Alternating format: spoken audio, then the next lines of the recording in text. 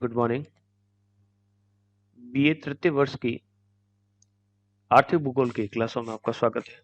कल जो हमारी क्लास रही थी, इससे पिछली वाली जो क्लास है उसमें हमने हाइड्रो इलेक्ट्रिसिटी क्या होती है, किस प्रकार से ये जनरेट होती है, किस प्रकार से इसे बनाया जाता है तथा इसी के संदर्भ में हमने कल की जो क्लास रही थी उसकी कल की क्लास के अंतर्गत जाना था कि इस प्रकार की जो जल विद्युत है या जिसे हाइड्रो एनर्जी कहा जाता है उसके लिए नेसेसरी कंडीशंस क्या रहती है in for the production of hydro electricity. तो हाइड्रो इलेक्ट्रिसिटी के लिए कौन कौन सी आवश्यकताएं रहती हैं, उन सभी आवश्यकताओं के बारे में हमने कल की क्लास के अंदर बात की थी और उनके बारे में जाना था कि कौन-कौन सी आवश्यकताएँ। तो आप देख सकते हैं कि उसके लिए आवश्यक दशाएँ के अंतर्गत मैं आपको वापस एक बार शॉर्ट समझाना चाहूँगा। तो तीव्रगामी सतत जल की धारा की आवश्यकता है, यानी हाइड्रो इलेक्ट्रिसिटी के लिए आवश्यक है कि वहाँ पर तेज धारा या तेज गति से पानी बहता हो।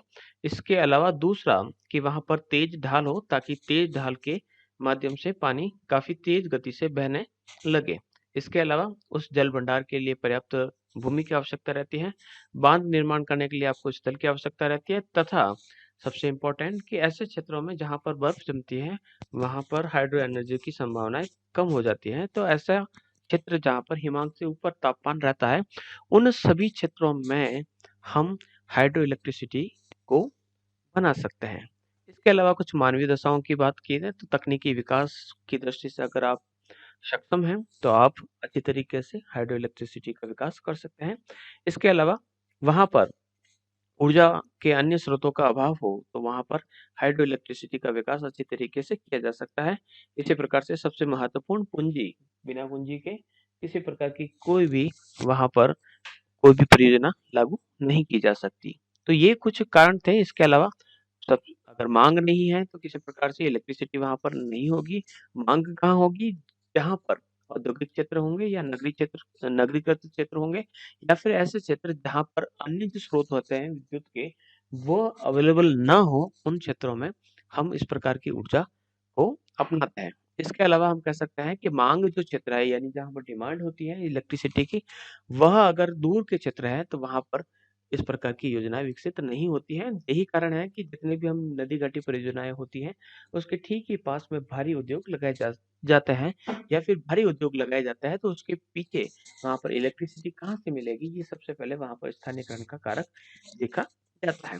राजनीतिक दशाएं भी मानवीय कारकों के रूप में प्रभावित करती है। यहाँ तक हमने पिछली कक्षाओं के अंतर्गत पढ़ लिया है। आज हम पढ़ेंगे कि जल विद्युत हमारे लिए किस प्रकार से आवश्यक है। तो कुछ विशेषताएं जो पाई जाती हैं जल विद्युत में जो इनको एक अनुपम बनाती है और इसी विलक्षण जो इसकी जो विशेषताएं होती हैं उसके आधार पर इस विद्युत का उत्पादन हमें सस्ता भी पड़ता है तथा जन हितार्थ के लिए बहुत ज्यादा उपयोग किया जा सकता है। तो बात करते हैं सबसे पहला जो इसका विशेषता है वो अक्षुण्ण संसाधन। अक्षुण्ण संसाधन यानी ये लगातार चलने वाली या सदा विद्यमान रहने वाला एक संसाधन है, यानी किसी भी कारण से अगर देख लीजिए तो इसको हम नष्ट नहीं कर सकते। उसका रूप बदल सकता है, यानी पानी को आप गर्म कीजिए, गर्म करते ही वो भाप में बदल जाएगा लेकिन हम उसे नष्ट नहीं कर सकते। वापस उस भाप को ठंडा कर दीजिए, वापस पानी बन जाएगा। इसी प्रकार से उसको आप हिमांक बिंदु तक लेके जाए तो हिमांक बिंदु पर लाने के बाद वो बर्फ में हिम में तब्दील हो जाएगा लेकिन वो नष्ट नहीं होगा। हिम को आप पुनः गलाइए, वापस आपको पानी प्राप्त हो जाएगा। तो इसी प्रकार से ये साइकिल चलता रहता है, ये तंत्र लगातार चलता रहता है। अगर हम अन्य क्षेत्रों की बात करें कि कोयला को आप एक बार जला दीजिए, जलाने के बाद उसका पुनः प्रयोग नहीं कर सकते। पेट्रोलियम पदार्थ हो चाहे आणविक पदार्थ हो, उसको हम वापस बार-बार यूज़ नहीं कर सकते। लेकिन पानी एक अक्षुण्ण संसाधन है, जिसका हम बार-बार प्रयोग कर सकते हैं। तो ये एक पहली विशेषता है, जिसका कारण है या जिस कारण इसका प्रयोग बहुत अधिक होता है। फिर दूसरी बात करते हैं सस्ता संसाधन। सस्ता संसाधन की बात करते हैं कि कभी कहीं पर भी देखें तो पानी हमें आसानी से उपलब्ध हो जाता है। ये सामान्य सुलभ है, आसानी से हर क्षेत्रों में मिल जाता है। वहीं हम दूसरे क्षेत्रों की बात करें या दूसरे पदार्थों की जो ऊर्जा संसाधन है उनकी बात करें तो कोयला हो, चाहे पेट्रोलियम हो, चाहे प्राकृतिक गैस हो, चाहे आणविक खनिज हो, तो ये हमें मुश्किल से मिलते हैं लेकिन जल विद्युत हमें आसानी से प्राप्त हो जाती है। फिर हम बात करते हैं संप्रेषण में सुगमता, यानी इसे आसानी से खंभों के माध्यम से या तार के माध्यम से दूरगामी क्षेत्रों में आसानी से पहुंचाया जा सकता है। कोयले की बात करें तो इसको ट्रकों के माध्यम से, पेट्रोल को भी ट्रकों के माध्यम से या पाइपलाइन के माध्यम से उपभोक्ता तक पहुंचाने के लिए हम सड़क मार्ग या रेल मार्ग या जो अन्य जो साधन है उसके माध्यम से इसे एक स्थान से दूसरे स्थान पर पहुंचाया जा सकेगा। लेकिन यहाँ पर केवल तारों के माध्यम से आसानी से इसको संप्रेषित यानी एक स्थान से दूसरे स्थान पर भेजा जा सकता है। तो ये कुछ विशेषताएं हैं। इसके अलावा दूसरी अलग विशेषताओं की बात करें, ठीक है। फिर बात करते हैं कि आसानी से जैसे पहाड़ी क्षेत्र हैं, चाहे दुर्गम क्षेत्र हैं, तो तारों के माध्यम से आसानी से पहुंचाया जा सकता है। कोयले को अगर किसी क्षेत्र में पहुंचाना है तो हमें यातायात के साधनों को विकसित करना पड़ेगा और उसी के माध्यम से पेट्रोल हो चाहे कोयला हो उसको वहां पर पहुंचाना पड़ेगा, लेकिन इसको आसानी से किसी भी क्षेत्र में पहुंचाया जा सकता है। नेक्स्ट जो इसकी विशेषता है वो है उपयोग में सरलता। उपयोग में सरलता का अर्थ होता है कि अन्य साधनों की तुलना में इसको आसानी से हम उपयोग कर सकते हैं। एक बार बटन दबाइए, दबाने के बाद विद्युत कार्यशील हो जाती है। वहीं दूसरी तरफ अगर किसी इंजन की बात करें, पेट्रोल की बात करें, तो उसके लिए कह सकते हैं कि हम इंजन को शुरू करना पड़ेगा, धुआं भी लगेगा, माचिस भी लगेगी, भट्टी की भी आवश्यकता होगी। तो इस प्रकार से ये उपयोग में सरलता से लाया जा सकता है। फिर बात करें उच्च शक्ति, पावर जो मिलता है वो हाई वोल्टेज जल विद्युत के अंतर्गत पाया जाता है। यही कारण है कि जहां पर जो भी कारखाने हैं, जहां पर बहुत ज्यादा पावर की आवश्यकता होती है, वहां पर जल विद्युत का प्रयोग किया जाता है। यही कारण है कि जितने भी जो इस्पात उद्योग है, जहाँ पर स्टील बनाया जाता है, चाहे एल्यूमिनियम बनाया जाता है, चाहे विभिन्न प्रकार के जो कारखाने हैं जिसमें उर्वरक बनाया जाता है, ये सीमेंट बनाया जाता है, ये सब भारी उद्योग है। यहाँ पर जल विद्युत का है उपयोग ज्यादा किया जाता है। नेक्स्ट बात करते हैं बहुउपयोगिता। बहुउपयोगिता का अर्थ होता है कि इसे बहुउपयोगी ऊर्जा स्रोत है जिसका उपयोग हम घरेलू उपयोगों से लेकर हानि घरेलू में कार्यों में भी पानी का प्रयोग किया जाता है, घरेलू उपकरणों को चलाने में भी किया जा सकता है, प्रकाश के लिए भी किया जाता है, कारखानों के लिए भी किया जा सकता है। तो हर प्रकार के जो घरेलू विभिन्न प्रकार के जो इक्विपमेंट्स हैं उसको चलाने में इसका प्रयोग किया जाता है। शैक्षिक और व्यापारिक कार्यों में काम आने वाले जो कंप्यूटर है जिसके माध्यम से आज इस प्रकार की ऑनलाइन क्लासेस संपादित हो रही है, तो वहां पर भी इसी का प्रयोग किया जाता है। इसी प्रकार से घरों में हो, चाहे दुकान हो, चाहे सड़क हो, सभी पर रोशनी इसी के माध्यम से की जाती है। इसके अभाव में किन या इसकी बिजली कट जाने पर नगरों में जनजीवन जो है अस्त व्यस्त हो जाता है। यानी आधे घंटे के लिए भी अगर शहर में लाइट चली जाती है तो वहां पर बड़ी आपदा के रूप में वो नजर आता है, यानी वहां पर अस्त व्यस्तता आ जाती है, लोगों में हाहाकार मच जाता है। फिर बात करते हैं क्या विश्व में कितनी क्षमता है कि वह जल विद्युत उत्पादित कर सके। तो जल विद्युत की संभावनाएं प्राय उन क्षेत्रों में पाई जाती है जहां पर वर्ष पर्यंत बारिश होती रहती है, नदियों में लगातार पानी बहता रहता है। जैसे कि हम बात करें उदाहरण के तौर पर भूमध्य रेखीय क्षेत्र जहाँ पर तेज गर्मी पड़ती है, रोज दोपहर को यहाँ पर 4 बजे के आसपास बारिश हो जाती है। तो ऐसे क्षेत्रों में जहाँ पर पानी पर्याप्त मात्रा में मिलता है, उन क्षेत्रों में हाइड्रो एनर्जी की संभावनाएं बढ़ती हैं। जहाँ पर दूसरा जो क्षेत्र है वो है जहाँ पर हिमनद यानी जो ग्लेशियर्स हैं वो पिघलते रहते हैं और नदियों को पानी मिलता रहता है, तो वहां पर इसके उत्पादन की संभावना रहती है। लेकिन बात करें दूसरी तरफ जो सूखे रेगिस्तानी क्षेत्र हैं या बर्फ से ढके हुए क्षेत्र हैं जहाँ पर ना तो बर्फ पिघलती है, और शुष्क रेगिस्तानी क्षेत्रों में बात करें तो वहां पर पानी पहले से है ही नहीं, तो यहाँ पर इसके विकास और उत्पादन की संभावना नगण्य होती है। वहां पर किसी प्रकार से हम सोच भी नहीं सकते कि जल विद्युत का उत्पादन कर सकेंगे। तो जल विद्युत की जो संभावित क्षमता है यानी पोटेंशियल जो उसका यूज है, यानी कितना पावर है कि वो जल विद्युत उत्पादित कर सकता है किसी राष्ट्र में, तो अगर हम अभी जो वर्तमान की जो टेक्नोलॉजी है उसके आधार पर इसे बढ़ा सकते हैं और भविष्य में और अधिक तकनीक का प्रयोग करने पर इसकी संभावना बढ़ा सकते हैं। अब ये किस प्रकार से बढ़ा सकते हैं, जैसे कि हम बात करें जैसे कि हम अभी वर्तमान समय में जो टेक्नोलॉजी है उसके माध्यम से हम एक उदाहरण दे लेते हैं। मोटरसाइकिल का है, मोटरसाइकिल में 1 लीटर का अगर हम पेट्रोल डालते हैं 90 रुपए का, तो मोटरसाइकिल 50 किलोमीटर के आसपास जाएगी। तो मुश्किल से 1 लीटर के अंतर्गत आपको 50 का एवरेज मिल रहा है। तो अब हम पेट्रोल की मात्रा को ना तो बढ़ा सकते हैं ना घटा सकते हैं, तो क्यों ना हम टेक्नोलॉजी में परिवर्तन करें कि जो इंजन 1 लीटर में केवल 50 किलोमीटर चल रहा है, क्यों ना हम ऐसा इंजन बनाएं कि वही इंजन उतने ही फ्यूल का कंजप्शन करे और वहां पर उससे तुलना में डबल चले, वो 100 किलोमीटर चले, 50 रुपए के तेल में 100 किलोमीटर का रफ्तार चले, तो वहां पर हम तकनीक का प्रयोग कर कर उसकी संभावना को बढ़ा सकते हैं। विश्व में जल विद्युत की क्षमताओं की बात करें तो अभी वर्तमान क्षमता 65.7 करोड़ HP यानी अश्व शक्ति है, यानी 1 HP यानी एक घोड़े के समान ताकत रखने वाला। तो यहाँ पर 65.7 करोड़ घोड़ों के बराबर जो शक्ति प्राप्त होती है वो संभाव्य क्षमता है। लेकिन अगर संभावना मतलब इतना डेवलपमेंट हम कर सकते हैं, लेकिन हम इसका केवल 15%, केवल 15% ही इसका उपयोग वर्तमान में कर पा रहे हैं। संपूर्ण विश्व की कुल संभाव्य क्षमता का 41% अफ्रीका महाद्वीप में विद्यमान है। संभावना अफ्रीका महाद्वीप में खूब है, लेकिन वहां पर इसका डेवलपमेंट नहीं हो पाया। एक तो उनको जरूरत कम, दूसरा वहां पर तकनीकी विकास नहीं हो पाया। इसी दृष्टि से अगर बात करें हम एशिया की, तो एशिया में इसकी जो संभावना है 23% है। विश्व में जितनी भी हाइड्रो एनर्जी उत्पादित की जा सकती है उसका 23% अगर सही तरीके से काम किया जाए तो एशिया से प्राप्त हो सकता है, 41% अफ्रीका से प्राप्त हो सकता है, यानी 65% केवल एशिया और अफ्रीका से ही प्राप्त किया जा सकता है। लेकिन ऐसा है नहीं, क्योंकि यहाँ पर इतनी तकनीकी विकसित नहीं हो पाई है कि इसकी संभावनाओं का वो अच्छी तरीके से सदुपयोग कर पाए।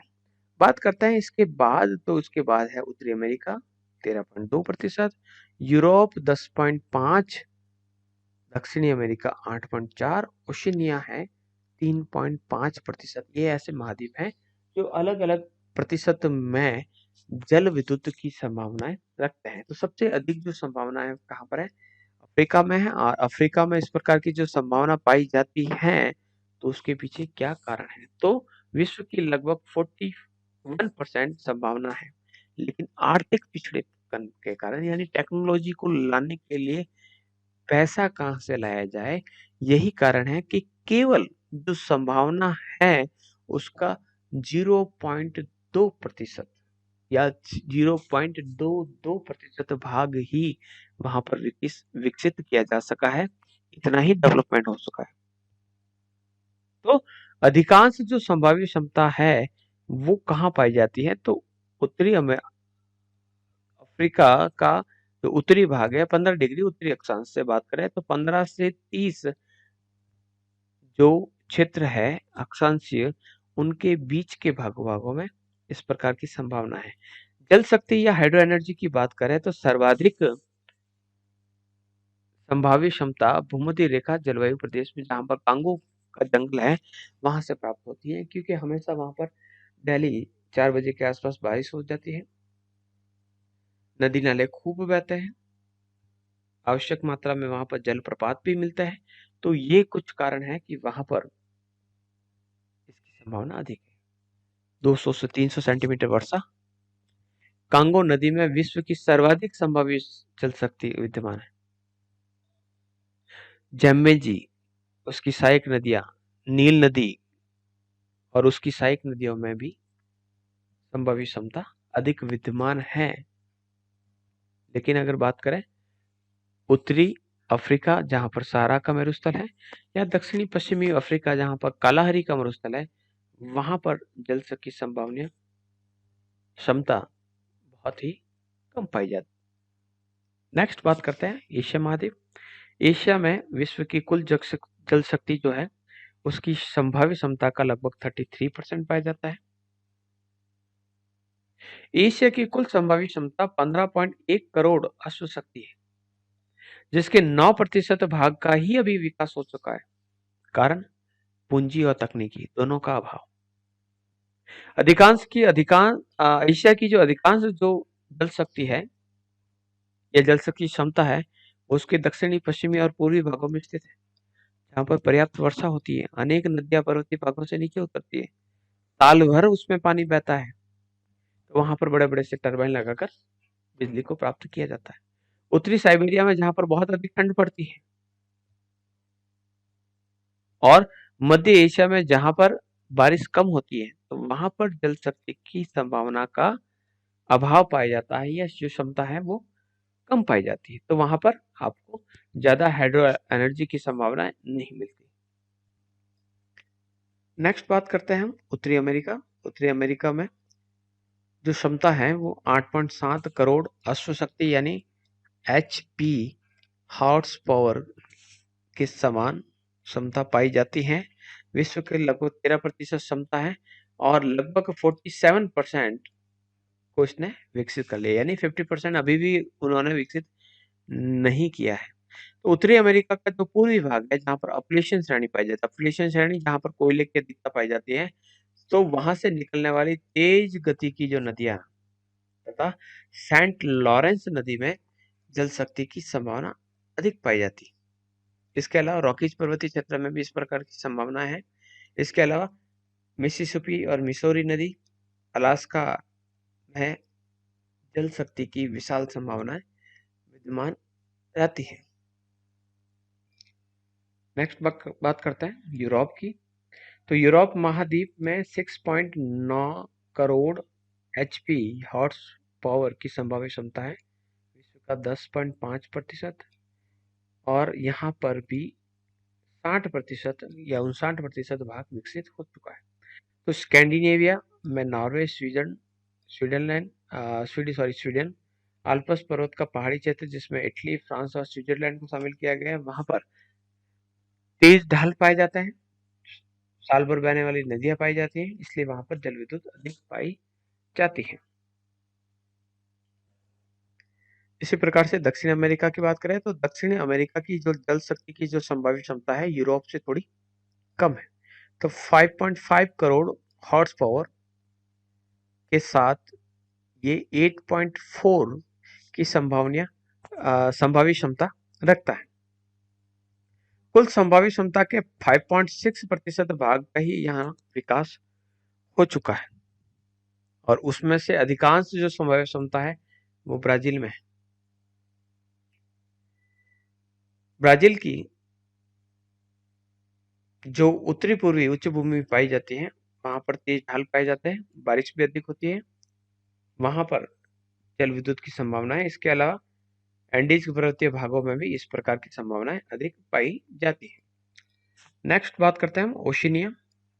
ओशिनिया में के अंतर्गत आपका ऑस्ट्रेलिया, माइक्रोनेशिया, पॉलिनेशिया, गुएना, किरिबाती, ये सारे सारे क्षेत्र आएंगे। यहाँ की बात करें तो यहाँ पर दक्षिणी पूर्वी ऑस्ट्रेलिया, तस्मानिया, न्यूजीलैंड के क्षेत्रों में यहाँ पर अच्छी बारिश भी होती है, नदियां भी तेज गति से बहती है। तो यहाँ पर 2.3 करोड़ हॉर्स पावर की जल विद्युत की संभावित क्षमता है, यानी क्षमता इतनी पाई जाती है, लेकिन 3.5% ही उत्पादित करता है। विश्व में जल विद्युत उत्पादन की बात करें तो विश्व में टोटल जो उत्पादन है लगभग 2800 अरब किलोवाट प्रति घंटा है। तो उसमें कनाडा, संयुक्त राज्य अमेरिका प्रमुख जल विद्युत उत्पादक देश हैं, जो मिलकर विश्व की 21% हाइड्रो एनर्जी प्रोडक्ट का प्रोडक्शन करते हैं। कनाडा इसमें प्रथम स्थान पर है, और USA की बात करें तो चौथे स्थान पर है। लेकिन अगर दोनों के वार्षिक उत्पादन की बात करें तो अंतर नहीं है। तो जापान, चीन, रूस, Norway, Japan, Brazil, Sweden, France, Italy, Turkey, Austria, Spain और स्विट्जरलैंड इसके प्रमुख उत्पादक क्षेत्र। सबसे पहले बात करें कनाडा की, सबसे बड़ा उत्पादक क्षेत्र है, विश्व की 13% जल विद्युत यहाँ पर उत्पादित होती है, और जो संभावित क्षमता है कितना उत्पादित कर सकता है उसका 50% से अधिक उसने विकसित कर लिया है। कनाडा में जल शक्ति के विकास के लिए उत्तरदायी कारकों की बात करें तो यहाँ कोयला और पेट्रोलियम का अभाव होना, तो कोयला और पेट्रोलियम यहाँ पर कम पाया जाता है, इसी कारण यहाँ पर हाइड्रो एनर्जी का अधिक प्रयोग किया जाता है। तो कनाडा एक विकसित देश है, औद्योगिकरण भी अधिक हुआ है, नगरीकरण भी उद्योग हुआ है, इसलिए यहाँ पर विद्युत की मांग अधिक रहती है, और साथ ही साथ यहाँ पर ऊर्जा के अन्य जो स्रोत है वो नहीं पाए जाते। तो इस कारण यहाँ पर जल विद्युत की संभावना बड़ी है। कनाडा में जल विद्युत की बात करें तो दो प्रमुख क्षेत्र है, तो कनाडा का पूर्वी क्षेत्र, एक है इसका पश्चिमी क्षेत्र। पूर्वी भागों की बात करें तो क्यूबेक और ऑन्टारियो जो राज्य है की नदियों से कनाडा की 3/4 से अधिक जल विद्युत का उत्पादन होता है। पूर्वी क्षेत्रों की अगर बात करें तो नियाग्रा जल विद्युत केंद्र, क्यूबेक, ऑन्टारियो, ये सारे क्षेत्र इसमें शामिल है। संयुक्त राज्य अमेरिका और कनाडा की अगर संयुक्त परियोजना की बात करें तो वो है नियाग्रा जल विद्युत केंद्र, नियाग्रा फॉल। इसके प्रमुख जल विद्युत उत्पादक जो केंद्र अगर देखे जाए तो Saint Lawrence, Saint Maurice, Ottawa, Nipigon. तो पूर्वी कनाडा के औद्योगिकरण की बात करें या नगरीकरण की बात करें तो यहाँ पर जल विद्युत का बहुत बड़ा योगदान है। पश्चिमी क्षेत्रों के अंतर्गत प्रमुख जो क्षेत्र है जिसमें ब्रिटिश कोलंबिया, तो वहां पर रॉकीज पर्वत से निकलने वाली जो तेज और सदा बहने वाली जो नदियां हैं उसके ठीक सामने वहां पर बड़े बड़े से टरबाइन लगाए गए, यानी जल विद्युत प्राप्त करने के प्लांट्स वहां पर लगाए गए। यहाँ जितनी भी जो जल विद्युत उत्पादित होती है तो पश्चिमी क्षेत्रों में स्थित जो औद्योगिक या नगरीय क्षेत्र हैं उनको भेज दिया जाता है। नेक्स्ट है कनाडा के बाद संयुक्त राज्य अमेरिका, तो ये भी विश्व का बहुत बड़ा जल विद्युत उत्पादक देश है। 9% जल विद्युत उत्पादित करता है। वार्षिक उत्पादन लगभग 270 अरब किलोवाट प्रति घंटा है। संयुक्त राज्य अमेरिका में कुल संभावनाओं की बात करें जल विद्युत की तो लगभग 60% का उसने विकास कर लिया। जल विद्युत के विकास के लिए आवश्यक अधिकांश जो कारक है वो यहाँ पर उपलब्ध है। और देखा जाए तो संयुक्त राज्य अमेरिका यूएसए विश्व का अग्रणी औद्योगिक क्षेत्र है और नगरीकृत देश भी, तो वहां पर विद्युत की मांग भी अधिक रहती है। विकसित देश होने के कारण यहाँ पर पर्याप्त पूंजी और प्रौद्योगिकी या टेक्नोलॉजी यहाँ पर अवेलेबल है। इसी कारण यहाँ पर उनके नदियों के मार्ग में जल विद्युत के केंद्र स्थापित किए गए। क्षेत्रों की बात करें तो अपलेशियन क्षेत्र सबसे पहला, ये पेंसिल्वेनिया राज्य से लेकर दक्षिणी अलाबामा राज्य तक फैला हुआ है। अपलेशियन पर्वत का जो पूर्वी ढाल है उस पर अनेक तेज बहने वाली नदियां बहती है। इनके मार्ग में एक ही रेखा के सारे कई जलप्रपात पाए जाता है। जब कई प्रपात इस प्रकार से मिलता है, यानी एक वाटरफॉल यहाँ पर है, दूसरा यहाँ पर है, तीसरा यहाँ पर है, चौथा यहाँ पर, तो इन सबको मिलाने वाली जो रेखा होती है उसे फॉल लाइन या प्रपात रेखा कहा जाता है। तो प्रपात रेखा उत्तर पूर्व से दक्षिण पश्चिम की ओर अपलेशियन पर्वत के पूर्वी ढाल पर स्थित है।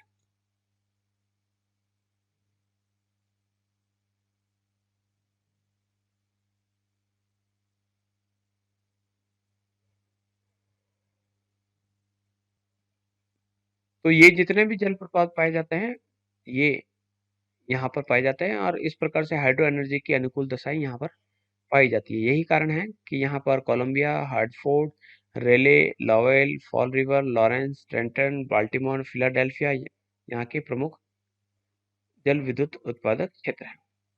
संयुक्त राज्य अमेरिका की मुख्य जो औद्योगिक पेटी है उसके आसपास के क्षेत्रों में इस जल विद्युत का उपयोग किया जाता है। इसके अलावा जो टेनेसी नदी है उसका दक्षिणी अपलेशियन जो पर्वत है वहां से निकलकर पश्चिम की ओर बहती है और वहां पर विश्व की प्रसिद्ध टेनेसी घाटी परियोजना स्थापित की गई, तो वहां पर जल विद्युत का उत्पादन भी किया जाता है। ये बहुउद्देशीय मल्टीपर्पज परियोजना है। दूसरा जो क्षेत्र है न्यू इंग्लैंड का क्षेत्र, तो ये कहाँ पर है, तो इसका जो विस्तार है देश के उत्तरी पूर्वी भाग में मैन राज्य से लेकर मिनीसोटा राज्य तक पाया जाता है। यहाँ पर प्रमुख जल विद्युत उत्पादक जो क्षेत्र है वो नियाग्रा प्रपात है। ये प्रपात है जो इरी ऑन्टेरियो 5 जिलों के समूह मिशिगन, सुपीरियर, ह्यूरन, इरी और ऑन्टेरियो 5 जिलों में जो चौथे नंबर की झील है उस झील के पास में नियाग्रा जलप्रपात है। वहां पर नियाग्रा जल परियोजना के माध्यम से संयुक्त राज्य और अमेरिका तथा कनाडा दोनों को विद्युत भेजी जाती है। इसके अलावा हडसन नदी पर भी कई स्थानों पर इस प्रकार के जल विद्युत केंद्र स्थापित किए गए। एक और क्षेत्र है मध्यवर्ती क्षेत्र, ठीक है। तो मिसिसिपी और मिसौरी नदियां जो हैं उन पर बांध बनाकर यहाँ पर जल विद्युत उत्पादित की जाती है। उसमें मिसिसिपी जो नदी है उस पर ओकुम परियोजना और मिसौरी जो नदी है वहां पर ग्रेट फॉल्स और फोर्ट पैक परियोजनाएं विकसित की गई। इसके अलावा मैरिसन, बिग बियर, फार रैंडल, गेविंस पॉइंट, ये सभी बांध मिसौरी नदी पर बनाए गए। यहाँ पर भी जल विद्युत उत्पादित की जाती है। नेक्स्ट है यूएसए का उत्तरी पश्चिमी प्रदेश, जिसमें कोलंबिया का बेसिन है। यहाँ पर कास्केड जो श्रेणी पाई जाती है उसके पश्चिमी ढलों पर, जहाँ पर बहुत अधिक बारिश होती है और सर्दियों में बर्फ भी जम जाता है, तो इस क्षेत्रों में 50% से अधिक जल विद्युत कोलंबिया नदी पर स्थित ग्रांड कुली और वानविले परियोजना से उत्पादित होती है। इसके अलावा यहाँ पर कोयला और पेट्रोलियम का भी अभाव पाया जाता है, इसलिए ऑप्शन के रूप में जल विद्युत इन्हें मिलता है। इसके अलावा दक्षिणी पश्चिमी प्रदेश, जो संयुक्त राज्य अमेरिका की बात करें तो वहां पर कोलोराडो का बेसिन, इसके अलावा कैलिफोर्निया शामिल है। रॉकी पर्वत से निकलने वाली कई नदियां हैं, जैसे कि कोलोराडो नदी है, तो वहां पर एक ह्यूअर बांध बनाया गया है।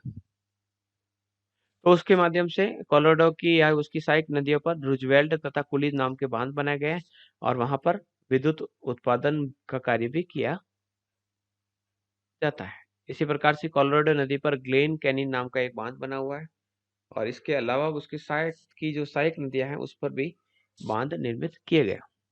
बात करते हैं कैलिफोर्निया की, तो कैलिफोर्निया में सान जोaquin और सैक्रामेंटो नदियां हैं, वहां पर बांध बनाए गए हैं और जल विद्युत केंद्र स्थापित किए।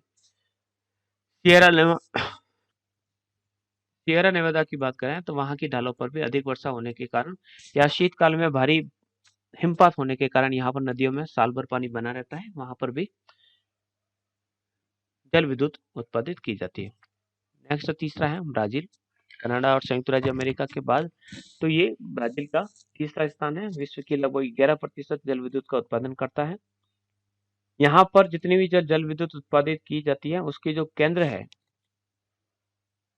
वे ब्राजीलियन जो उच्च भूमि है, जिसे ब्राजील का पठार कहा जाता है, इसके पूर्वी और पश्चिमी ढालों पर कई तेज गति से बहने वाली नदियां हैं और बारिश में साल भर इस प्रकार के नदियों में पानी बना रहता है और चलती रहती है और इसके मार्ग में कई प्रकार के जलप्रपात भी पाए जाते हैं। तो यही कुछ कारण है कि यहाँ पर जल विद्युत का उत्पादन किया जाता है।